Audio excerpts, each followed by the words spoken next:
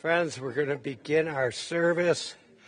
I would first like to remind people, if you have a cell phone, please turn it to vibrate or please turn it off completely.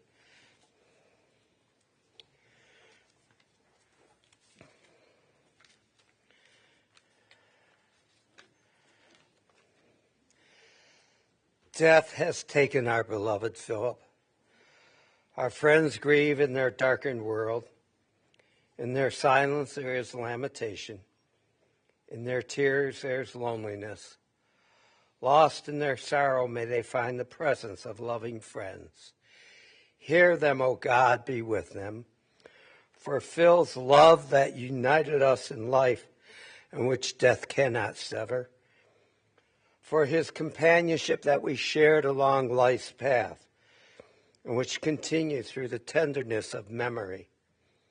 For the gifts of his heart and mind that brought us joy and happiness, and is now a precious remembrance. For all these and more, we give our thanks to God. For everything there is a season. There are time for every purpose and experience under heaven. A time to be born and a time to die. A time to plant and a time to uproot what is planted. A time to tear down and a time to build up. A time to weep and a time to laugh. A time to grieve and a time to dance.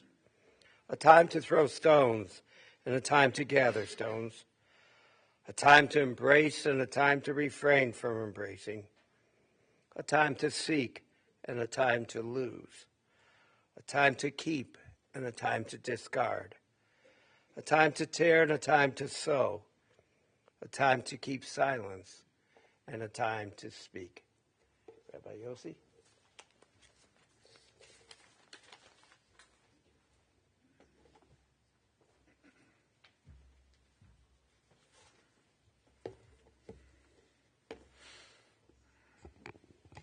Thank you all for joining. I insisted that the funeral start 1 minute early. For those of you that knew Philip, he was always early to everything.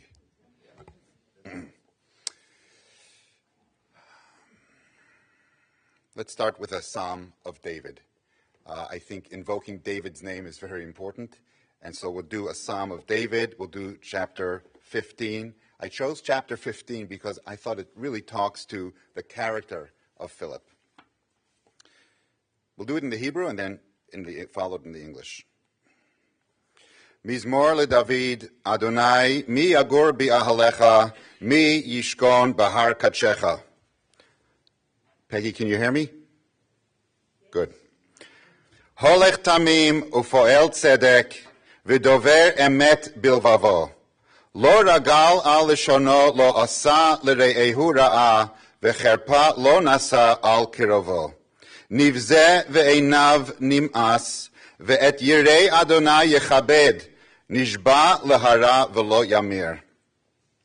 כספו לא נתן בנשך, ושוחד על נקי לא לקח, עושה אלה לא ימות לעולם. Translation in English. A psalm by David. Lord, who may abide in your tent, in the holy temple? Who may dwell upon your holy mountain? He who has walked blamelessly, acts justly, and speaks truth in his heart. Who has no slander on his tongue, who has done his fellow man no evil, who brought no disgrace by his deeds upon his relative, in whose eyes a despicable person is abhorrent, but he honors those who are God-fearing, who does not change his oath, even if it is to his own detriment, who does not lend his money at interest, nor accepts a bribe against the innocent. He who does these things shall not falter forever. We know where Philip is going, straight into God's temple and on God's mountain.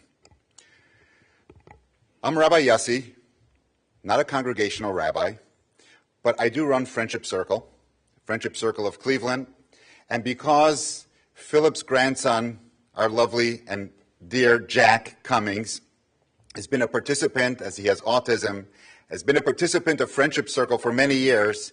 The family did reach out to me and ask that I participate in paying respects to Philip. But then they also shared with me that this was really apropos because Philip grew up Orthodox, and you're an Orthodox rabbi. I said, gee, how did you know? Wow, what a good guess. You know, as they say, you got to watch what you ask for, right? So actually, as it turns out, in Jewish tradition, today is one of the happiest days in the Jewish calendar. Today is considered to be the new beginning. It's the beginning of time. You know, typically we think of Rosh Hashanah as the beginning of the year, right? Rosh Hashanah, Rosh. But there are two types of beginnings in the Jewish cycle. One we count to creation, and one we count to the calendar. Creation began on Rosh Hashanah. We celebrate the creation of the world. Exactly 6 months later, today, the first day of the Hebrew month of Nisan, is the beginning of the counting of time. It's the Jewish calendar setup. Today is 1/1. First month, first day. What's so special about this day? Historically, first of all, this was the first commandment given to the Jewish people pre-Exodus. So we're leaving Egypt soon, right? We're going to be sitting at the Seder table in a couple of weeks, in 2 weeks. And we're going to be celebrating the Exodus, the freedom from slavery, the Jewish people's history. Well, 2 weeks before that, God gave Moses the first commandment ever to the Jewish people. And that was, create a calendar and count time. And anybody that knows Philip knows that even though there's this concept called Jewish time, which means you come late, he counted time literally. And he was always punctual, if not early, because time was extremely important to him. There's something else historically that happened on this first day of Nisan, and that is that a year after the Exodus, God tells the Jewish people, build for me a temple, and I will dwell amongst them. On this day, it is considered to be the 8th day of the inauguration. The first Jewish temple was built by the Jewish people in the desert, and today was the inauguration, the completion of the building of God's temple. That is today. Because of that, our sages tell us, since it's such a happy day, it is forbidden to give a eulogy today. So here I am, what you call an Orthodox rabbi, and I'm stuck. What do I say? According to Jewish tradition, we don't eulogize today because it's a happy day and we don't invoke sadness. On the other hand, I don't have a choice. So what do I do? So I figure, because Philip loved Jewish thought, I figure what I'll do is I'll just pick out a couple of Jewish excerpts, a couple of things from the Talmud, from the Torah, and kind of just create a narrative. Instead of talking eulogy, we'll just create a narrative. You know, in Judaism, there's always a loophole, right? Okay. So let's start.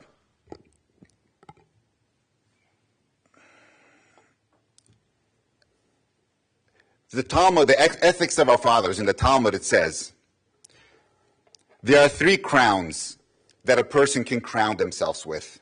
One is the crown of Torah, meaning the acquisition of knowledge. The other is the crown of kahuna, which is service, being of service to people, helping the community. And the other is the crown of malchut, which is the crown of leadership. And those are all important crowns. But keter shem tov ole al gabehem. The crown of a good name supersedes all the other crowns. A good name is a person who has incredible integrity, has lived their life in a way that people can look at and say, wow, that is a mensch. This individual is dependable. All the qualities you want in a friend, in a community member, in a father, in a husband, a well-rounded, really good guy. That is the crown of a good name. And that crown is something that is above all other crowns. And we can all agree, everybody who knew Philip knows that he is leaving this world with a stellar crown, the greatest crown of all, which is a good name. In Ethics of Our Fathers, in the Talmud, Rabbi Yochanan, the story is he had 5 students, 5 of his top students, and he asked them to go and to research and to come back with one value that is the most important value in Judaism. Now, how do you capture the entire Judaism with one value? But, got to try. Each one came back with a different answer, as to be expected, right? So one said, a good eye, having a good eye. The other said, being a good neighbor. The other said, being a good friend. The other said, one who can see the future. And Rabbi Elazar said, having a good heart. Their teacher, Rabbi Yochanan, said, I love that. Rabbi Elazar, you have said a good heart, that is the one, because all the other ones are included in that one. Having a good heart is the essence value of being Jewish. Just the narrative. Philip had an incredible heart, to the extent where, beyond all predictions of the doctors and even at the hospice, his heart just wouldn't stop pumping. And Amy called me and said, we think our dad is kind of on the way out, probably one day went by. I called the next day, everything, yeah? Next day, yeah? I thought, okay. And Amy said, he has a heart that's not stopping to pump. Because he had a good heart. Because he lived his life exercising the goodness of having a good heart. That is the essence of what it means to live a Jewish life. There's an expression in the Talmud that says, and I'll just paraphrase because it's also an American expression, and that is, charity begins at home. The word in Hebrew for charity is tzedakah. It comes from the word tzaddik, righteous. I love that. So righteous is not charity. Charity means you're going kind of beyond what you should be doing. You're charitable. Righteous means you're simply doing the right thing. Right? He took charity, he took tzedakah in a very literal sense. He took it as, I'm just doing the right thing. And therefore he didn't want accolades, he didn't need compliments, he didn't need his name put up on buildings, he didn't need all that stuff. Why? When you pay your bills, do you deserve an award? Or are you just doing the right thing? Philip saw this Jewish value of tzedakah as just doing the right thing. And even to be a tzaddik, to be a righteous person, to him it was, what's the big deal? You just got to do the right thing. And then to focus on the idea of charity beginning at home, wow. Many people give charity on the outside, but it's harder to give charity at home. It's harder to give presents, to be there, to do all the things that it takes to be righteous at home. And yet, sitting with the family, it oozed this sense of righteousness at home. Charity truly began at home when it came to Philip. In so many different ways. Family was his home, was his priority, not just in a concept, not just in words, in a euphemism. Charity at home was literal to him. It was the right thing, and it was the priorities that he set up in his life. He made sure that his family is together, and he did it in some really brilliant ways. I mean, what's a builder going to do? How is a builder going to keep family together? You build a home. He built a vacation home where the family can get together. He used his talents, he used his occupation to create charity at home. And one of the things that blew my mind, like completely after sitting for an hour with the family before Shabbat, I thought I heard it all, but then a wave came over me when Amy said, he never brought work home with him. This is an accomplished individual. This is somebody who had a lot of responsibilities and somebody who traveled a lot. And I think that in today's day and age, The thing that we're missing most in society is a cohesive family unit. We kind of blurred the lines between what work and family is. The priorities are all over the place. And therefore, if children are raised in a way where there's this murkiness and they're not the priority, then it becomes questions on one's self-value. Philip understood this value very well, that charity begins at home. And he lived it every day of his life.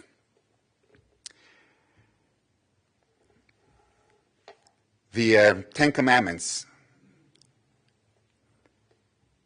Ten Commandments. Let's pluck out number 5. Which one is that? Honor your father and mother. I always had a question. What does it mean, honor? Respect your father and mother. Either you respect them or you don't. What does it mean to honor your father and mother? If the Torah is proactive, like keep Shabbat, do not kill, do not steal, what is this idea of what is this idea of honor, respect your father and mother? It should say serve or take care of your father and mother. This idea of honor seems to be a feeling in the heart. You can't control a feeling in the heart.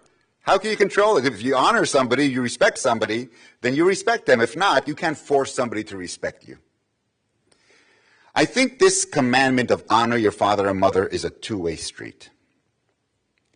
I think it also talks primarily to parents, to us, to say, we shall live our life in a way that our children can truly honor us. Live our life in a way that our children naturally feel that they can respect us. It's not just a commandment for the children. It's a way of life for parents. And all those that know Philip, and just sitting with the family and hearing from them, gushing over how proud they are of their father, this is something where he understood what it means to be a true parent. Honor your father and mother is not addicted to the children as much as it is a way of life for parents to say, act honorably. And part of acting honorably is don't do it for yourself. Do it for your children. You know, we have so many expectations of our children. We want them to be this. We want them to be that. We bring our own personality into the equation. You know what happens? Then the children bring their personality into the equation. And if you want to know why sometimes we're so embarrassed by our parents, it's because they kind of didn't show us unconditional love. They had expectations of us that were based on their terms. Well, then we have expectations based on our terms. But Philip was able to give unconditional love to his children, to his family, on their terms. And that's honor. That evokes a sense of respect.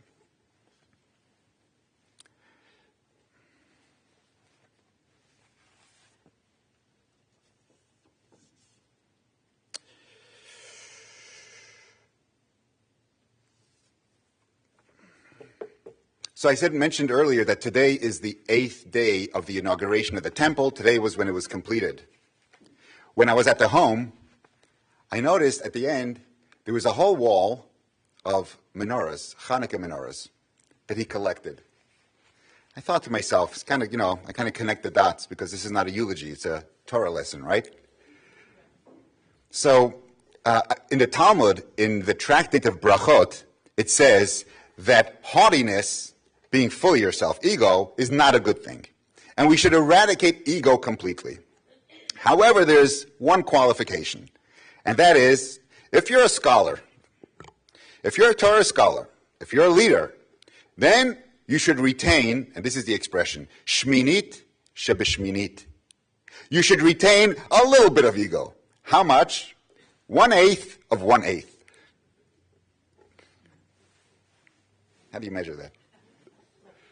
Is there a scale for that? 1/8 of 1/8? What does this mean? It hit me while I was walking to shul, while I was walking to synagogue.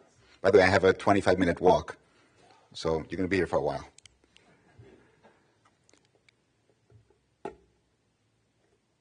Hanukkah is 8 days. Today is the 8th day of the inauguration of the temple. The temple was all about bringing light to the world. The central service in the temple was to light the menorah. That happened today. And Hanukkah is all about lighting the menorah. Perhaps the message of retaining 1/8 of 1/8 of ego means this. If you're so humble that you don't recognize that you can contribute to society, then you're not utilizing the gifts that God gave you in the right way. Of course you need some ego. How are you going to make a difference? How are you going to speak up? How are you going to volunteer? How are you going to be there present for the community needs? A person should have a measure of ego, enough to bring light to the world. And that is expressed in the 8th of an 8th. The 8 days of Hanukkah remind us about the purity, the beauty of bringing light to the world. Today, the 8th day of the inauguration reminds us that it's all about bringing light to the world. And when I saw that wall of menorahs that he would collect, I thought to myself, wow. And so we're celebrating his life, we're saying goodbye, we're kind of recapturing his essence, and that is that he had 1/8 of 1/8 of ego. And that was preserved in order to make an impact in the world, and he made a big impact. Okay, now it's going to get a little crazy. Forgive me about this, but if you take the word architect and you take the word character, they're the same letters. Except there's an I in architect. And I think it's that little I, you know, the iPhone, the iPad, everything I today. I think we have to have a little I. I think that I is the 1/8 of 1/8, a measure to be able to illuminate the world around us. And that's what Philip was. So as we started the Torah lesson, it was that God says, make for me a temple and I will dwell in them. And so our sages say there's a grammatical error here. There's one temple, which is singular, but yet it says, I will dwell in them when you build it. And our sages say, there was only one temple, why is it plural? And the answer is, the point is not that God should be residing in the temple. The temple is the place that provides inspiration so that we can learn the lessons and refinement in our own life so that God can dwell in each and every one of us. So therefore, the plural is not the one temple. The point of it all is that we should live our life aligned with the values that are represented in the temple. So we build a temple, but we're really building lives. And this is what was expressed by Katie when I was meeting with the family. He said, you know, he was a builder. He was so proud of his building. He utilized it in so many ways. He even went to Israel to build the first kibbutz on the Negev. Talk about translating expertise into great values. That's great. But Philip understood that it's not about building buildings. It's about building lives. And that he did throughout his entire life. Wherever he went, whoever he touched, he was busy building lives, building an edifice for God in every single soul that he touched. Back when he was younger, he was a Hebrew school teacher, which is not surprising because, as you can see, he kind of resonated with Jewish values. But in those days, Hebrew school, I don't think, was the most exciting. I think there's recovery groups for Hebrew school. But he would have been the perfect poster boy for Hebrew school. Hebrew school can change your life. You see, as he was a teacher in Hebrew school, Peggy was a student in that same Hebrew school.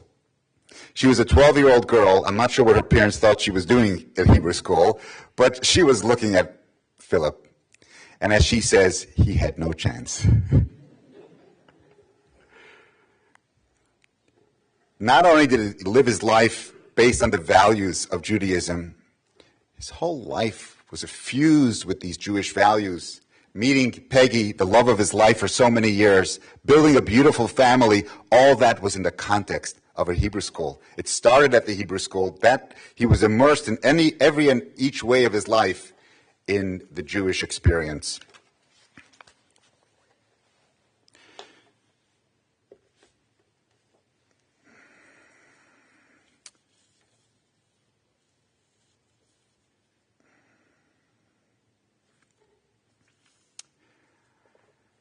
May the memory of Pinchas ben Yitzchak, as his Hebrew name, Pinchas father's name was Yitzchak.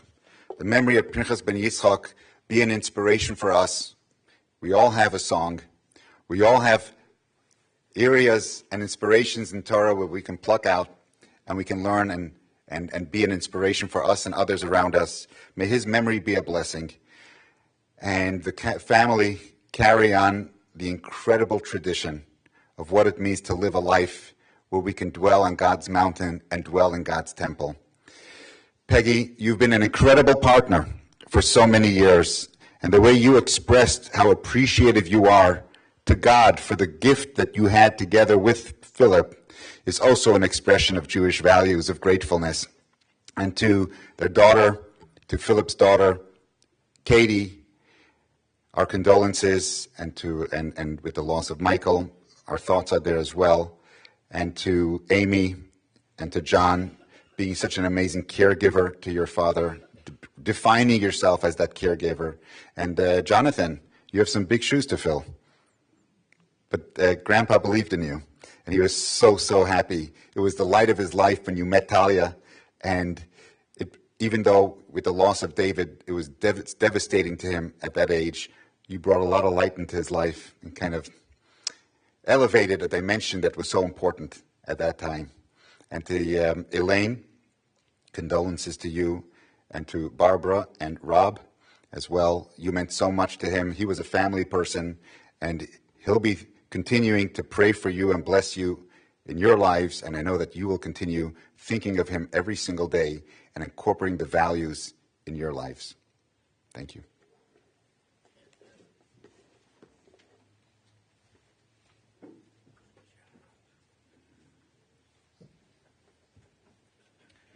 Rabbi Allison Van.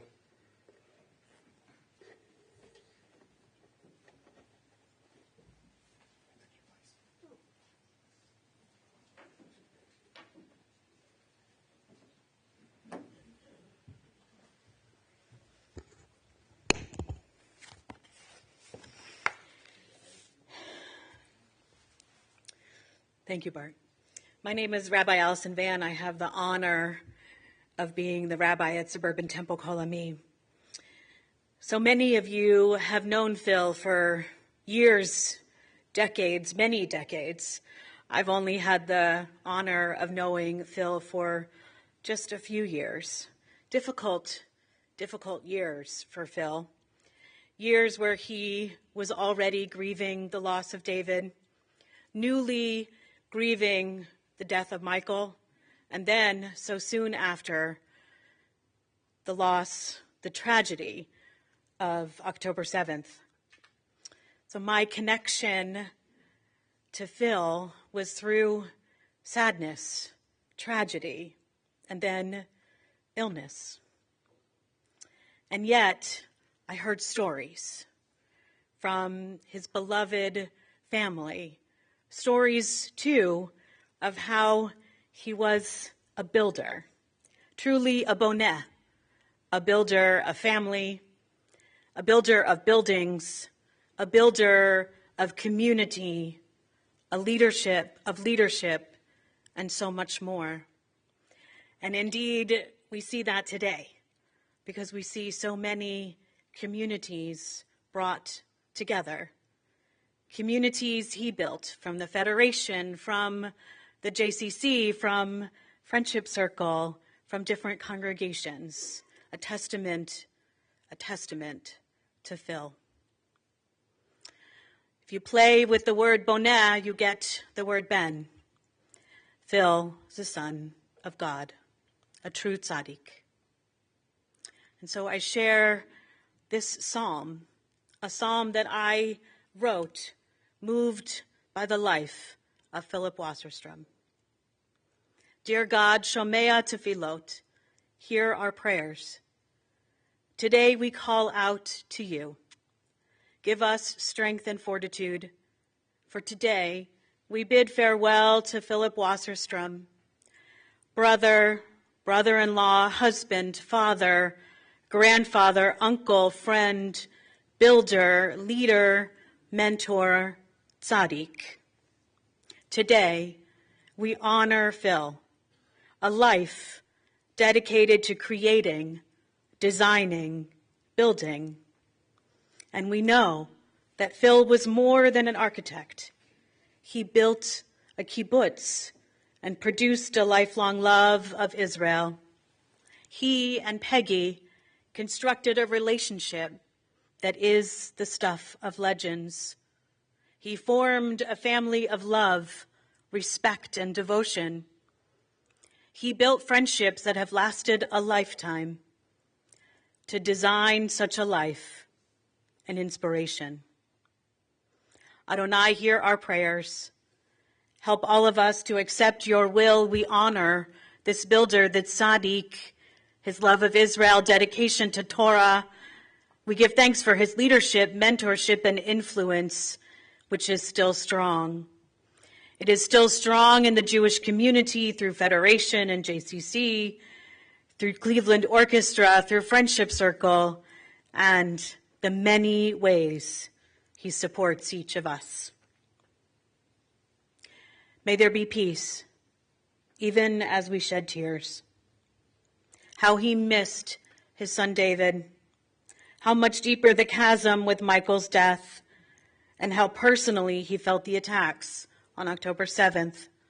So much pain and grief, so quickly. Dear God, may Peggy, Katie, Amy, John, Jonathan, Talia, Jack, Elaine, Barbara find solace in the love they share for each other. In our devotion to them, and dear God, wrap each of us in your presence like a blanket. Comfort our saddened souls. May we know your tender care in these days of grief and mourning. Adonai, in your boundless love and compassion, as you are with us, be with Phil too. Shower your presence upon him for this exceptional man who was endlessly loved, who loved fiercely. May you guard and keep him forever. And console us all in the faith that Phil lives on within us and our continued building of the Jewish community and our elevation of what Israel could and should be and our devotion to family. Dear God, Shomea Tefillot, hear our prayers. Appoint an exalted place in the heavenly spheres for Philip Wasserstrom, for Pinchas, for this beloved builder. Then may he rejoice in your presence forever. And let us say together, Amen.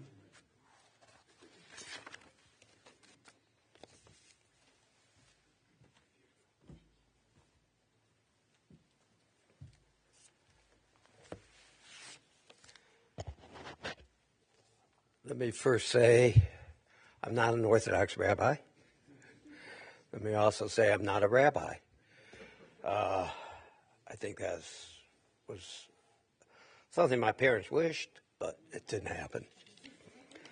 But I am, and I'm happy to be considered by the family a friend of not just Phil's, but the entire family.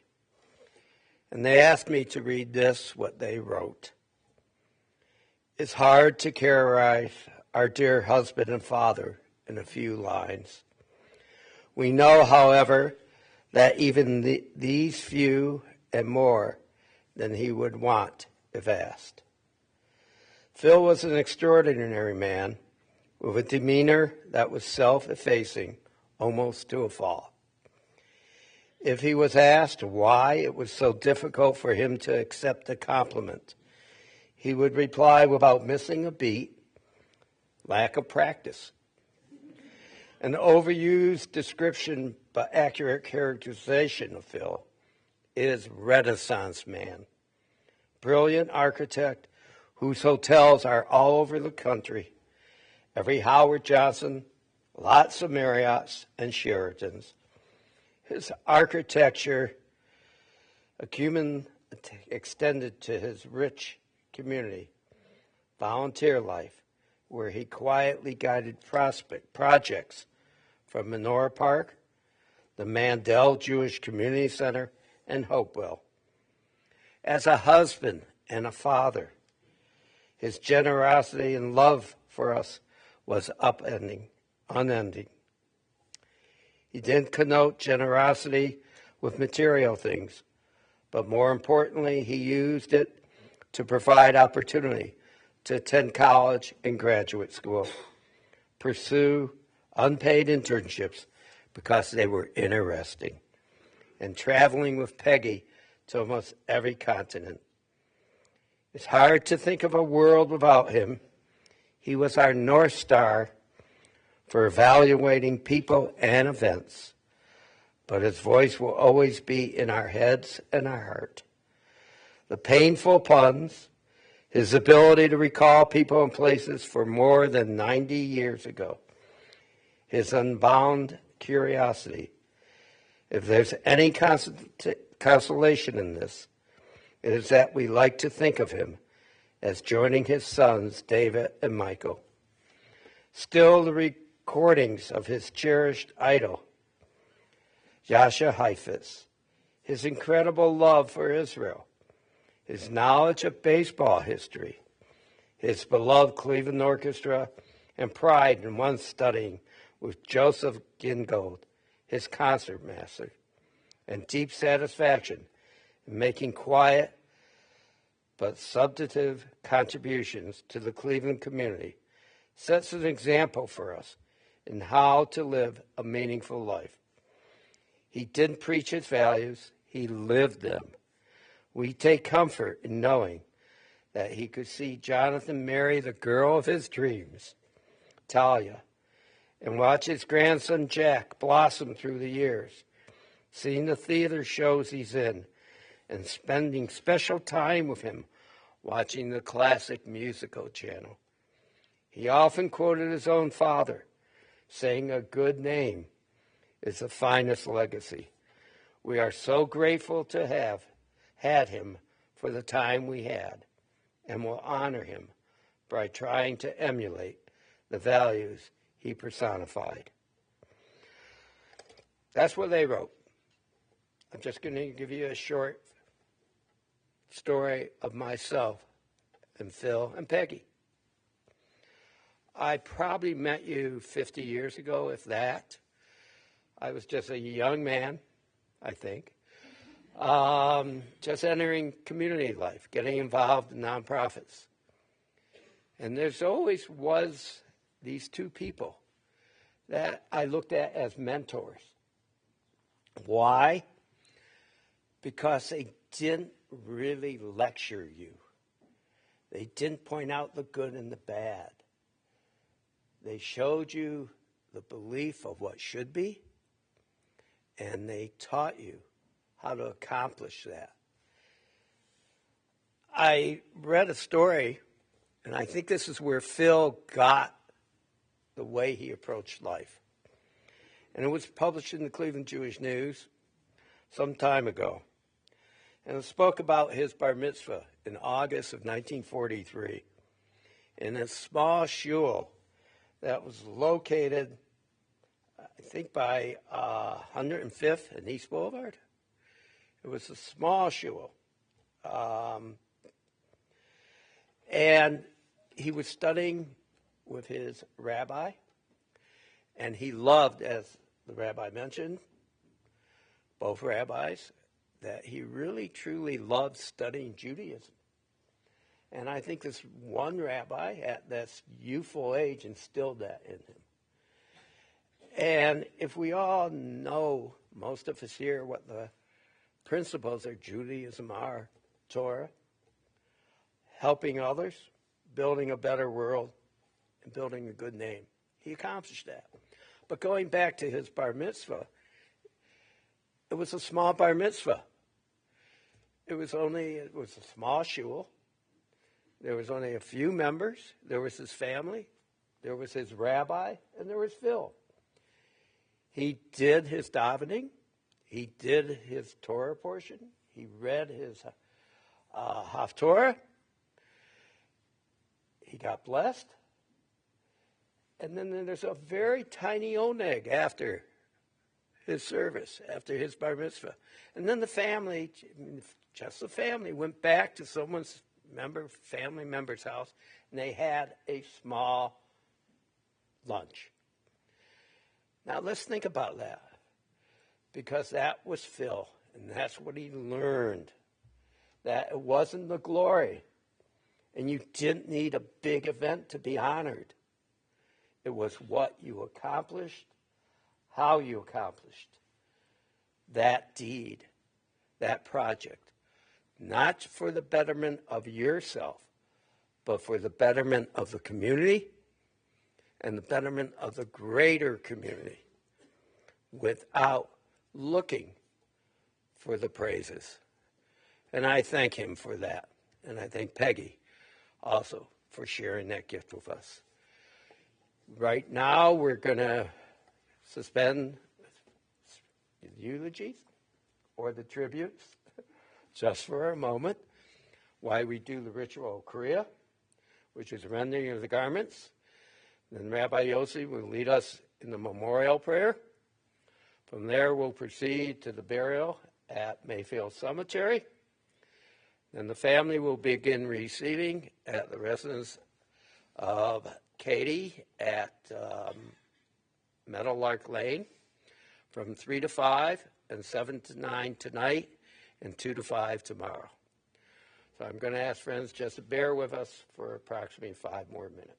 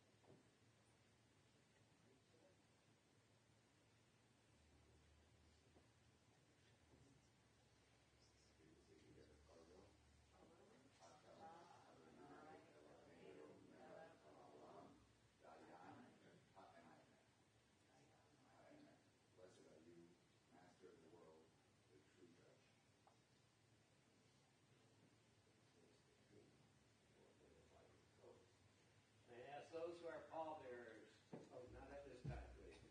Now I'm going to ask friends to rise for the El Malay Rachamim memorial prayer.